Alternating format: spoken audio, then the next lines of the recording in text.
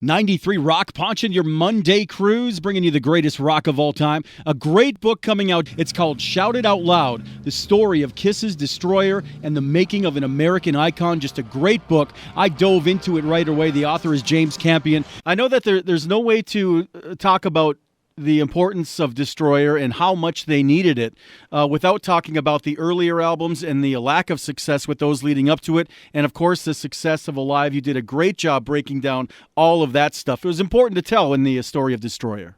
It really is. You know, the one thing I found when I did the research for it, being a Kiss fan back in the day, a lot of those albums didn't really bother me one way or the other. Of course, Destroyer blew my head off, which is why it always stuck with me and why I ended up writing about it 40 years later. But you really can tell the sonic, aural imagery, just all the imagination, the differences between Bob Ezrin's work, obviously with Alice Cooper later on with Peter Gabriel and Pink Floyd, and what he did with Destroyer, and what Kiss did in the three studio albums prior to Alive, and even Alive, which is pretty much 80% studio production anyway.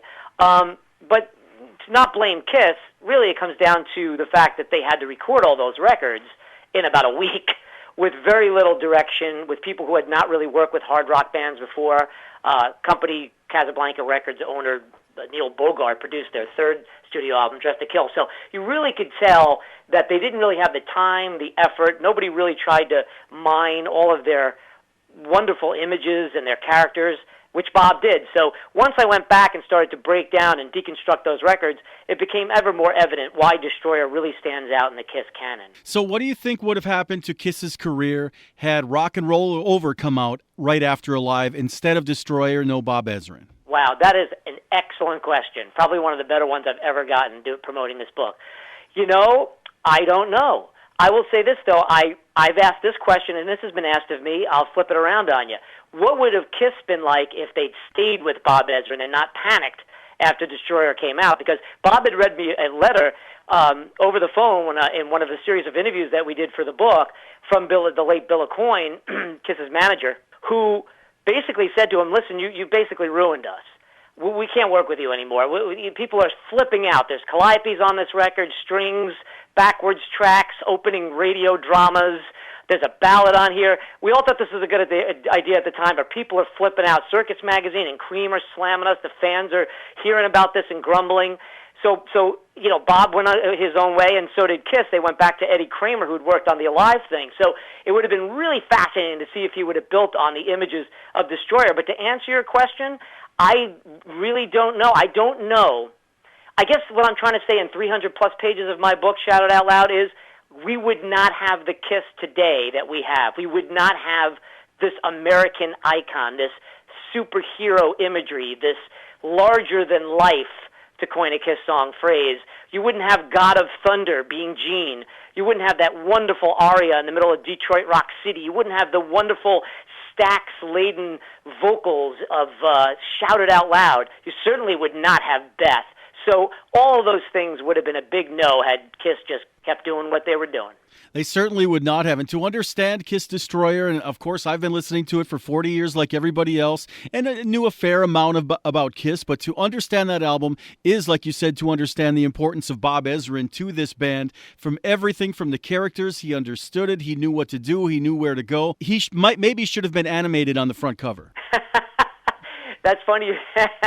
That's great. But, you know, we could not escape, and I got to give Backbeat Books, my publisher, great credit for this because we really had to work hard, not only for all the lyrics we got the rights to, but the rights to the Ken Kelly painting, which we didn't get the color rights. And even Ken, who is so effusive in telling his story in my book, and one of the great people you'll ever meet, and that's one of my favorite album covers of any band in all the years I've been listening to music, that we couldn't escape that. I mean, that painting, those four guys leaping off the mountain, just the whole imagery of it, the metaphor of it, it just speaks of that period. It speaks of Kiss. It speaks of the era, the bombast of it, the over-the-top nature of that record and everything that went into it. So, yeah, I think Bob needed to be sketched in there somewhere, but is no escaping Ken Kelly's brilliant depiction of those four characters. Amazing work. We get the backstory of the album cover on there. We get the backstory of every possible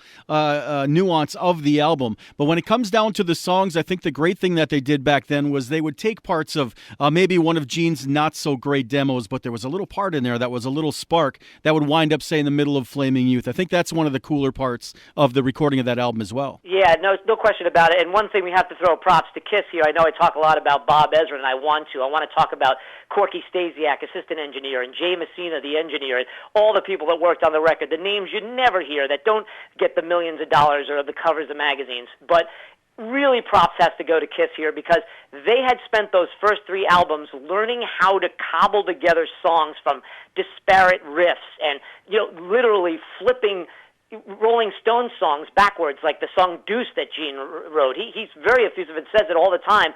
I basically took the Stones song Bitch and I just played it backwards. I mean, this is what Kiss were doing in the early days. They were real constructionists when it came to putting songs together. And Ezrin was too. And when he sat with them, he said, I love this riff. And to the credit of Gene Simmons or Paul Stanley handing over God of Thunder to him, or Peter Criss, that little ditty that he had from back in 1971 that Bob reshaped into Beth, they handed this stuff over without batting an eye. I mean, Gene never fought and said, I want to flesh this whole song out. He said, sure, if this helps the song, let's do it. So they came in already veterans of a couple of years of really working hard to cobble together songs. Kiss was never about the music at the beginning, and Destroyer changed that for them, but they were always about crafting songs and making those songs work. So got to give a lot of credit to those guys, specifically Gene and Paul in that area. So I'm reading the book the other night, and I'm up to the segment where Bob Ezrin is taking Beth home to fix her up and bring her back into the studio, and reading about the crafting of that song and how it came to be and how everyone was putting that thing together. Then that same, not too much longer, I'm watching a football game. There's Beth in a TV commercial, in a car commercial. Maybe we'll get a revival out of the song once again. Right. I mentioned this in one of the final chapters of the book. When I was buttoning the book up in late 2014, three things happened within the same week of my final chapter writing. The first thing was I saw an ad for Kiss's L.A. Kiss football team, the arena football team, and they had a reality show on, I think, AMC, and the theme song to the show is Shout It Out Loud. Then, fast forward it to about 24 hours later, I'm scanning through Yahoo, and I hear they're quoting some interview that Gene Simmons had given to Esquire magazine where he says, rock is dead, some quote that Gene would throw out there to get people to notice. And the Foo Fighters wrote from their Twitter feed, I think it was Dave Grohl, said, excuse me, Mr. God of Thunder, referencing, of course, the song God of Thunder from Destroyer. And then the very next day was the opening of the 2014 NFL season from Detroit. And, of course, during Monday Night Football, one of the great American icons of television, what are they playing coming out of commercial? Detroit Rock City, the third song from the book I'm writing about. So even though I'm writing about something 40 years ago, and you just mentioned it, Ponch, 40 years later, these songs still exist. Now, you think about the great records from 1976, the Hotel California's under the name, the Rod Stewart records, or the ones that were huge. Are they still playing those songs to this day to sell products or to back up football games or TV shows or cartoons? No. Kiss remains in the culture, and that's why I really do call them an icon. So when they decided to not go with Bob Ezrin for the next album, do they look back on that as a mistake? Of course, I love Rock and Roll Over, and I would never want it to be replaced with anything else. But do you think they would have gone on with less basic music in the thread of Destroyer? Well, it was told to me by Corky Stasiak afterwards, and it was sort of like a nudge, but I ended up putting it in the book.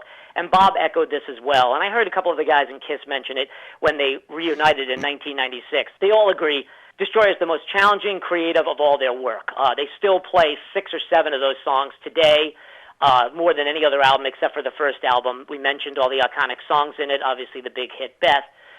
But I think at that time, they told Corky upon the mixing of the record, all the compliments we're getting on this is not about us. It's about Bob. And I think they felt they wanted to get back to them again. And they had big egos, and rightfully so. They were growing to be the greatest band or the biggest band in America in the 70s, the late 70s. So I think they didn't want to subjugate themselves. Remember when Bob worked with Alice Cooper and they became bigger and bigger, they were still relative unknowns. When they became huge, they sort of splintered from Bob too. So Bob was good. He's like a football coach that could really get you if you're young and up and coming and looking for some direction. But once you feel like you're the big, guy on the block, you're not going to go back there. So I'm not saying that they regret it, but just to give you, I'm writing a piece now about music from the Elder for a German rock magazine, and they asked me to do it because of the Bob Ezrin connection. And they went back to Bob in '81 when the band was splintering. And Peter Criss had just left, and they had that terrible Unmasked, and everybody was ripping them. They weren't selling in the United States anymore. All that stuff was going on. So they went back to Bob, and they made this record that was completely fantastical. They took Destroyer and did it 50 times, and it was a real mistake on their part. So I think Bob it was a one-in-one shot. It was a one-in-a-million shot, I should say, in 1976. It was a perfect time for Bob to work with Kiss, the perfect time to Kiss to hand their product over to him. I think if they'd done it the year later, to answer your question, or maybe they tried it again 5 years later, it just wasn't the same. It's just one of those things, man, where it just worked. It's like a great movie where all the stars are together, the director, everybody's at the right age, and they do a great movie like The Godfather with an amazing cast. That's kind of like what this was for them. And I think that you must be looking over my shoulder with a hidden camera, because my next question was, when is the Elder book coming out since Bob came back? I'm going to say never. It would be my pleasure to send you, and thank you for all the effusive compliments. You're a true fan, and to hear your enthusiasm about the book, that's why I wrote the thing. So I thank you so much. But just writing 5,000 words about the Elder was enough for me. But it was amazing the different parallels to that in their career and, of course, what they did creatively. And I don't know what you think of the record. I've always kind of got a kick out of it. And I remember getting it when I was a kid. Still, I guess I wasn't a kid. I was in my late teens at that point, that I was kind of confused by it because they had flipped all the songs around. Polygram panicked again, and they said, we can't put this out, it's like a musical, and they started throwing all the rock songs at the beginning. So when you listen to the plot, quote unquote, you really didn't get it. And then years later, Kiss released the disc with the way you should hear it, and that made more sense to me. But that would be a fascinating book, and actually a really good friend of mine and co-author, Julian Gill, who's written quite a few books about Kiss, and he runs the Kiss FAQ site. He and a bunch of guys right now are actually working on a music from the Elder book. So I'm like you. I'm looking forward to reading that one. I would like to read that one as well. And my take on the Elder, when I first heard it, I think I was at 81, so I was 12 or whatever. But when I heard it, I maybe listened different than other people. I just heard it as the next Kiss album. This is what they're doing. I love Kiss. I love this album. I listened to it enough where it was ingrained into my head. I mean, obviously, if someone would have asked me, I would have said, yeah, this is different than the last album, but it's a Kiss album. What do you want? This is what I want, an album with Kiss on it. I picked up the album in the store. There's a door on the front. I didn't know what was going on with that, but I didn't question it. I never questioned anything. And I still don't. There's some stuff that I don't like as much as other stuff, but I don't question it, because I think without all the ups and downs and the albums with bad production, the albums with good production, the songs that are different, bad, trying to get on trends, I think that without all that stuff, it wouldn't be as interesting of a career if they made every album sound exactly the same, like AC/DC. Well, that's so true. And let me make this point. You were 12 years old when you heard that. I was 13 when I first picked up Destroyer. I did not have that perspective that Kiss fans who were maybe in their early 20s, who had been with them for a couple of years in their teen years, or maybe whatever, who were saying, what happened to that leather-clad, straight rock, kind of band? Why are they going with the strings and the big sounds? To me, I was disappointed when Rock and Roll Over came out. I was disappointed when I went back and listened to the earlier albums, because I thought, this is Kiss. This is the big cinematic, in-your-face guys with their painted faces and their superhero costumes jumping off the mountain. That's what I wanted to hear as a kid. So it makes perfect sense. When you're that young, you're not being picky about, this is not the way it is. You're saying, look, this is the band I like. This is their statement for now. And looking back now, some 20, 25 years, 30 years later for the Elder, and of course 40 years later with Destroyer, after all the dozens of albums that Kiss has, it's nice to pick out sections that they have. When these records came out at the time, it was like, oh my God, they're falling apart, or what are they doing? Because it's the latest thing. But when we have the hindsight, we have the ability to have hindsight, and we can see it from the way we were when we were kids. You put those two things together, and you come up with nostalgia. There's a feeling of, I love these songs, man, because it reminds me when I was riding my bike down the street. Whatever memory you have, it connects to it. So I think it's great if a band does give you pockets as opposed to putting out the same product every time. I agree 100% with that. What did you think when Resurrected came out? What did Bob think of it? Did he talk to you about the process of being in the studio pulling that album apart again? He did. In fact, it was right after he finished it when I first started to make contact with Bob's people, and they were talking it up and plugging it and discussing it. When I finally got around to speaking with him about a year later, in 2013, he still had fresh on his memory how amazing it was for him, and he talks about it in the liner notes of the record, when he pulled out the tapes, because everybody told me, Jay Messina, who mixed the record, and was the lead engineer and had worked, like I said, with with those great Aerosmith records for the 70s, worked with John Lennon. He said everything they recorded in the studio, they put on tape. There was none of this, we'll fix it in the mix, we'll put effects on later.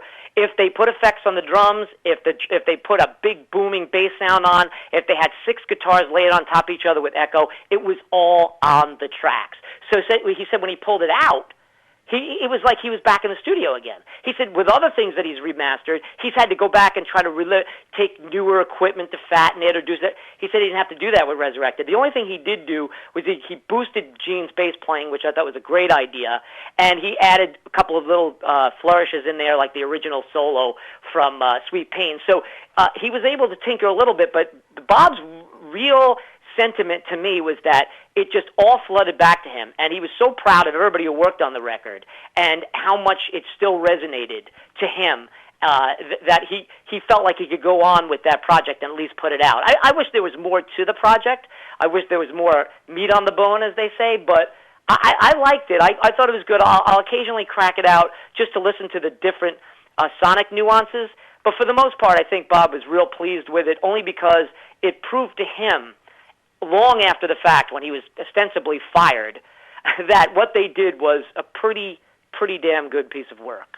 Well, 1976 was a great time. I wish I would have been a little bit older so I could have enjoyed it maybe a little bit more properly, catching some shows and experiencing a live before that came out and getting the albums in order and all that good stuff. But it was a magical time, Destroyer, a magical album, and to immerse yourself into it like you do in this book, it's a treat for a Kiss fan, and I think for any rock and roll fan who wants to dig into an iconic album. Yeah, I just wrote the book that I wanted to read. I always echo Paul Stanley's sentiment of, I want to be in the band I want to hear and see. And I just felt like there's no book like that out there, and I wanted to make sure that Kiss fans such as yourself, learned Kiss fans who were in the business, out of the business, who had grown up always having to kind of defend them and their merit musically along with the image, had a voice and had a book that they can turn to, and during some sort of debate, whether it be intellectual or emotional, slap the book down and say, well, read this and tell me that Kiss didn't put something out of great worth. And I'm not saying that my book needed to be written to give Destroyer its due, but there's also a part of me that feels like it kind of did, because I do feel that that band gets a short shrift. The fact that they were looked over so many decades for the Rock and Roll Hall of Fame was a joke. So now I think it's important. I hope I start a new trend in people reconsidering Kiss and some of these hard rock bands from the 70s as something really seminal from that period that really influenced a great many of bands from Generation X going on and on. So, yeah, I thank you very much for that. I wrote the book, like I said, that I wanted to read, and I'm glad people are really responding to it and enjoying it the way I was hoping.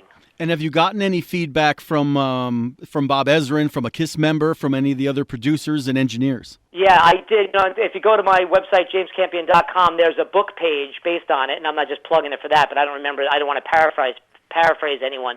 But I was very, very happy. I sent the chapters that had to do with each member, and I sent, because basically half the book's about Bob, I sent him the whole book when I finished the first draft. And I was just so pleased that they wrote back and said, I felt like I was there. You're telling the story exactly the way. Well, I said, well, because you guys were so great in giving me hours and hours of your time. I felt the pressure of making this a great book because the record was so great and their memories were so great, and they put so much of their time, effort, blood, sweat, and tears into the thing. I mean, Bob just says this was the most fun and the most effusive time of my life. as far as creativity, and you were able to bring that back to me. It was like I gave them a gift, which is excellent, because if there's one time in your life you could give back to the people that inspired you, that gave you a piece of art, that really made you want to spend 3 years of your life investigating it, and then they read it, and then they say, this is exactly what we would want to do if we wrote a book about this. That was a great thrill for me. Thank you for asking me about that, because I hope everybody goes on the website into the book page and reads some of the responses from Ken Kelly and Jay Messina, Corky, Bob Ezrin. They were all, even H.A. McMillan, who arranged the strings and conducted the orchestra for Beth and Great Expectations. He's 80-something years old now, lives up in Toronto, Canada. He's retired.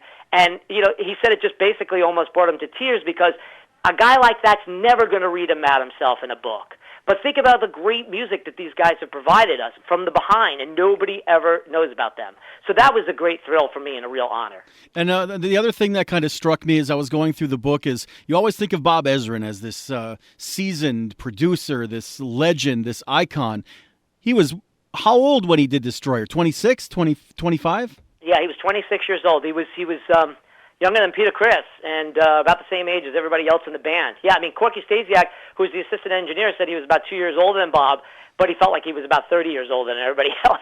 Bob scared the living hell out of everybody you work with. Every engineer I talked to that worked at the record plant, and I interviewed about half a dozen of them that work with Bob, all said that at one point or other they had to run from the studio weeping.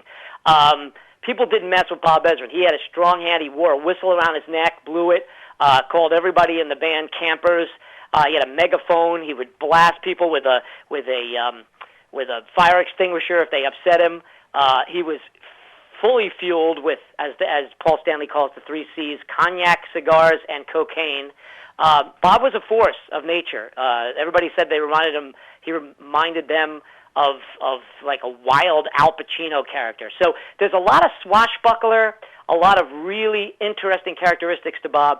He was, and still is, because he works to this day, a musical genius who could play every instrument as good as anybody in any band he's been in, and a guy who could really hear all the parts of the song at the same time and really bring out whatever the song was. And to be able to have access to that mind and hear those stories and put all that stuff together like a puzzle really was a great thrill of working on this book. It's just amazing stuff. And like you said, he's still working now. What are some of the recent things that he has done that we might have heard?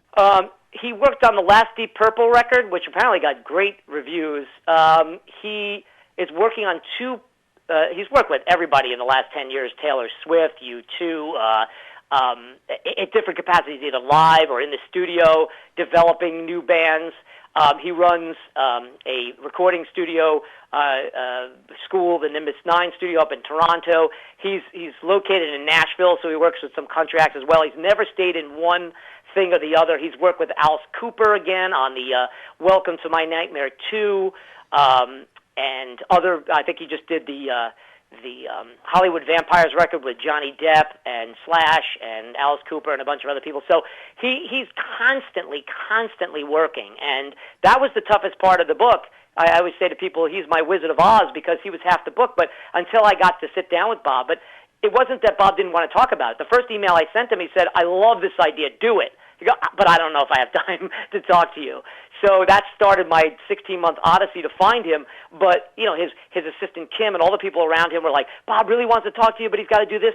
He's constantly working. He's really a marvel. And I'm so glad, again, I was able to depict his career and get it onto paper, because a lot of people don't know the influence and the kind of work he did throughout the decades. A couple of years ago, I ran into, I was at an Alice Cooper show, and we were at the meet and greet, and Alice looked up and he said, working with Bob on Nightmare 2, you know. And he had that glint in his eye. I'd like to find out more about that experience of those guys in the studio together, putting together a full new record and a sequel to such a classic. Yeah, and it was great, too, because the first time I interviewed Alice, and some of those excerpts of those interviews are in my book, I did a couple of pieces about him for the Aquarian Weekly, and I did a cover story for the East Coast Rocker here in New Jersey, was right around that time. And same deal. I mean, there's a great audio clip on the Facebook page for Shout It Out Loud of Alice talking about working with Bob back when he was in his 20s and even now. He only trusts that character with Bob. Him and Bob created that character. He talks about Bob Ezrin being the Tim Burton and he being the Johnny Depp, the ingenue, how they created Alice and gave him these different backgrounds. They gave him, different characters. He was the desperado, he was the killer, he was the clown, he was the delinquent in each different album, and how they just loved one-upping each other on what disgusting lyric they could come up with, what provocative chord they could add to it. So Alice calls him his George Martin, George Martin, the great producer for the Beatles, but also his partner in crime. And that record was especially important to both of them because, as you probably know, Ponch, that the great Dick Wagner, guitar hero, Axeman of Detroit, who played on dozens of great records and played the background for Aerosmith and quite other bands. He was the band leader for the great Welcome to My Nightmare tour. He gave his final interview before passing away, sadly, in 2014 to me for this record, where he finally comes clean on all the tracks he plays on the record.